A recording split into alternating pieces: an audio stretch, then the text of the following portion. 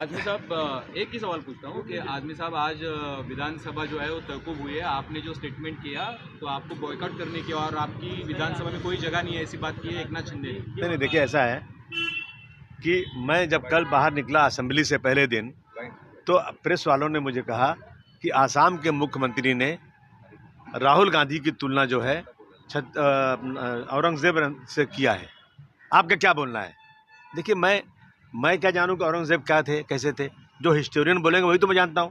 मेरे पास Satish Chandra ji, Audrey Truschke, doctor Rajiv Dixit, doctor Ram Puniyani, Awadh Ojha, Meena Bhargava, ऐसे बहुत सारे हिस्टोरियन के बयान मैंने सुना है।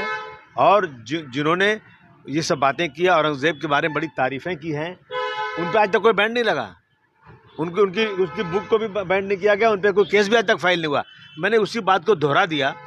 मैं ज़िंदगी में कभी सोच भी नहीं सकता हूँ कि मैं छत्रपति शिवाजी महाराज हों, या छत्रपति संभाजी महाराज हों, या डॉक्टर भीमराव अम्बेडकर हों, या महात्मा ज्योतिबा फुले हों, या राजश्री साहू महाराज हों, इन ऐसे लोगों के खिलाफ अपमानित बात मत करूं। लेकिन मैं जानता हूं प्रशांत कोरटकर एक हैं, राहुल शोलापुरकर हैं, इन्होंने क्या क्या स्टेटमेंट दिया आप देख लीजिए, किस तरह का दिया। उनको सिक्योरिटी मिली हुई है।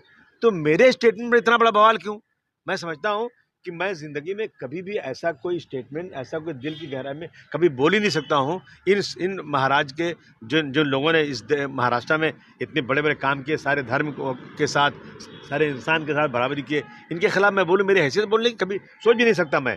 लेकिन अगर इसके बाद भी अगर किसी को ऐसा लगता है कि मैंने इस तरह की बातें बोली हैं और जिससे किसी को आहत हो रहा है, तो मैं अपने स्टेटमेंट को वापस लेता हूँ।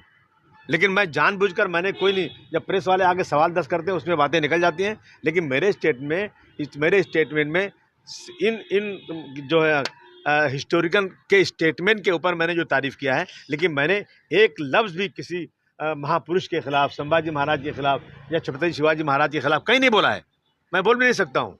और बहुत असेंबली में बहुत सारे काम हैं, बजट सेशन चल रहा है, और इस इशू पर असेंबली रोकना मैं समझता हूँ कि महाराष्ट्र की जनता के साथ नाइंसाफ़ी होगी। इसलिए मैं अपने पूरे स्टेटमेंट को वापस लेता हूँ और मैं चाहता हूँ आज के बाद से ये बात खत्म हो जाए।